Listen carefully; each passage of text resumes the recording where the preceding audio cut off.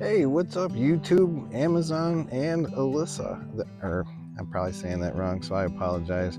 I've had Amazon reach out to me a few times to ask me a couple of questions about these winches, and I figured it might be just easier for me to just make a video.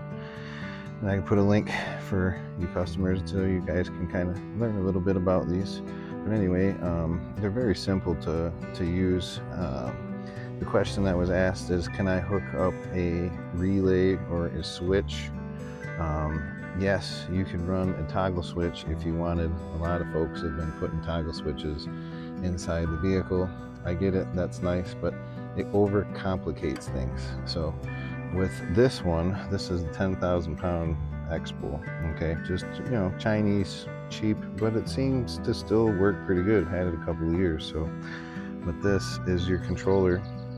And what I would recommend is to just use this. You have this other controller as a backup, but you can be in the vehicle and all you have to do is hold both of these buttons. The light comes on and then you got in and out.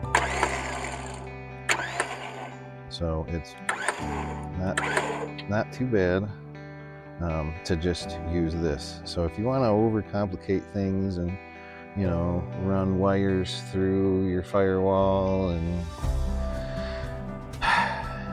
risk catching fire, so I just recommend to just wire it how they say.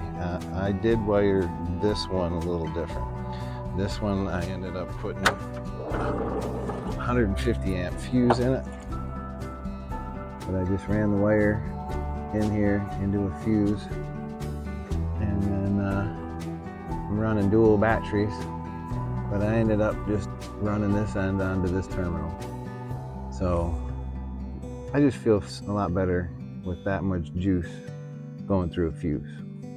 Because the way, by the book, what the book basically says is to wire it directly to the battery. Now, I don't recommend running any longer wire than it provides, because you'll have to go to a bigger gauge if you do that.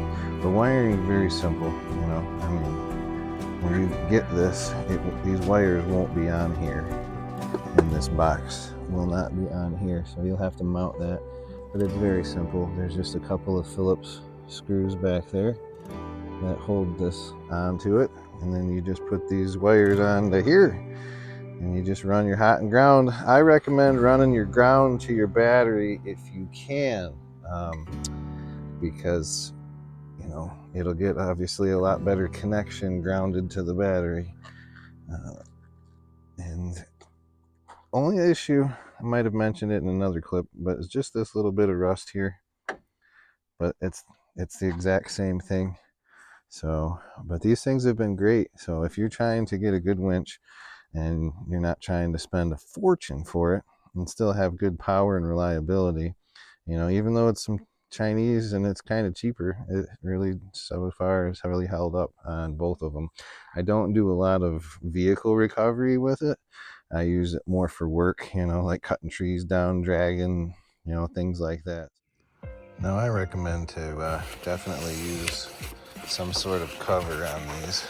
This is just a neoprene cover on this one. It faded pretty quick compared to the other one, but it protected it really well. The only issue that I've had is a little bit of rusting on the handles, but I pre-stretched it, pulled the line like you're supposed to, so I recommend that you do that to yours as well. The wiring was very simple. You just have to mount this on top of the winch, whatever you would like to call it. But anyway, again, I just recommend to wire it how they say, and then just use that wireless controller. So, all right, hopefully that might help answer a few questions, but if there's anything else, just leave a comment. All right, thanks for watching.